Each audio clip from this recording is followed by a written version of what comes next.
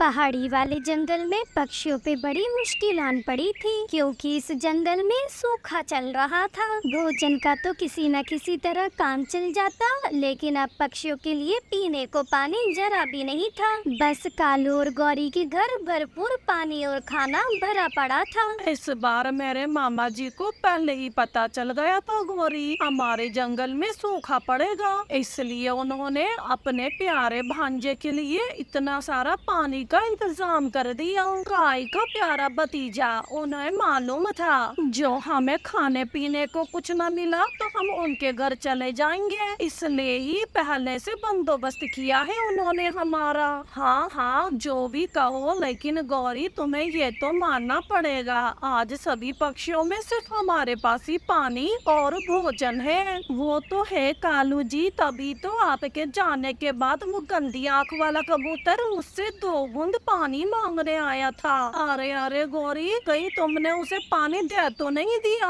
पानी नहीं कालू जी, मैंने उसे जिल्लतें दी है। अब कभी किसी से मदद मांगने से पहले 2 बार सोचेगा। ये करी ना तुमने मेरी पत्नी होने की बात। ऐसा कहते हुए दोनों पति पत्नी जोर जोर से हंसने लग जाते हैं। चिड़िया चिड़िया, यहाँ मरने से बेहतर है हम दूसरे जंगल चले जाएं। तोते भैया, आप कहे तो बिल्कुल सही रहे हैं, लेकिन हम जाए तो किस दिशा में जाए? हमारे साथ वाला जो जंगल है उसका भी यही हाल है। क्यों ना हम पश्चिम वाले जंगल की तरफ चले जाएं? मेरी आंटी वहीं रहती है, उन्होंने फोन पे कहा था वहाँ बाहर का मौसम चल रहा है। तो फिर हमें तुरंत निकल जाना चाहिए, ज्यादा देर करना ठीक नहीं होगा। फिर सभी पक्षी पश्चिम की ओर उड़ने लग जाते हैं। वे बहुत तेज उड़ते हैं, कहीं भी नहीं रुकते। फिर वे सभी थकान से एक पेड़ पर बैठ जाते हैं। चिड़िया बहन, शाम होने आई है, अगर मेरी बात मानो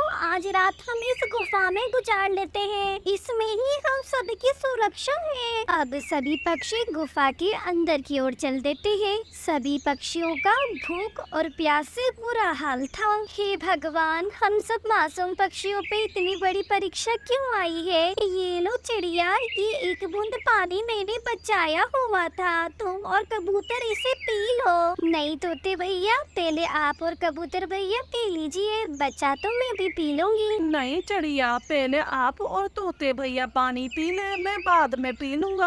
सब पक्षी एक दूसरे के बड़े ही अच्छे दोस्त थे, इसलिए सब पहले दूसरे को पानी पिलाना चाह रहे थे। तभी गुफा का जादुई मूंछ वाला बैंगन उनसे कहता है, पक्षियों, क्या आप देख रहे हो मेरे पत्ते कैसे सूख रहे हैं? अगर आपके पास थोड़ा पानी हो तो आप मुझे दे दे, ताकि मैं जी सकूं। तोते और चिड़िया, अब क्या करना है? पानी तो इतना ही है, या तो हम पी ले या फिर इस बैंगन को दे दे। कबूतर भैया, मेरे ख्याल से हमें इस बैंगन की जिंदगी बचानी चाहिए। अब कबूतर वे पानी की 2 बूंदे बैंगन की जड़ों में डाल देता है। पक्षियों, जो काम तुमने आज किया बस यही तुम्हारी परीक्षा थी, और तुम इस परीक्षा में कामयाब हो गए। तुम खुद प्यासे थे, फिर भी तुमने मुझे पानी पिलाया, ये लो तुम्हारा इनाम। अब चिड़िया के सामने खूब सारे दाल चावल, तोते के सामने लाल लाल मिर्च और कबूतर के सामने दलिया आ जाता है, साथ ही खूब सारा ठंडा ठंडा पानी भी।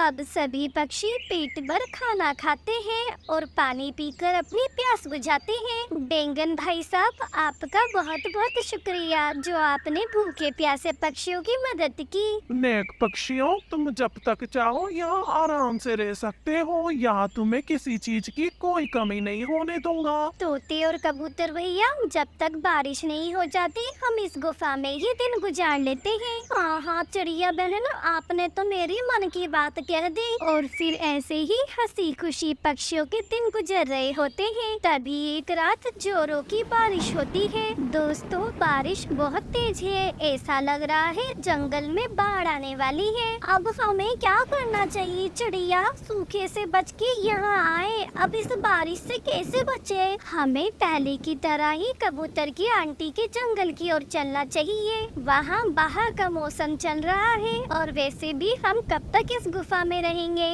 लेकिन इतनी तेज बारिश में हम उड़ेंगे कैसे चिड़िया? उसकी फिक्र मत करो दोस्तों, ये लो मेरा जादुई नाव, ये तुम सबको सही सलामत पश्चिम के जंगल पहुंचा देगी। अब सभी पक्षी जादुई नाव में चल देते हैं। तभी बीच रास्ते में गौरी कालू भी बाकी पक्षियों को मिल जाते हैं। डूब गया हमारा सब कुछ, इस बाढ़ में डूब गया चिड़िया, अब हमारी जान बचा लो, मैं तुम्हारे सामने हाथ जोड़ती हूँ। नहीं चिड़िया बहन, इनको इस बाढ़ में डूब जाने दो, तुम्हें नहीं मालूम 2 बूंद पानी के लिए कैसी कैसी जिल्लतें दी थी इस गौरी ने।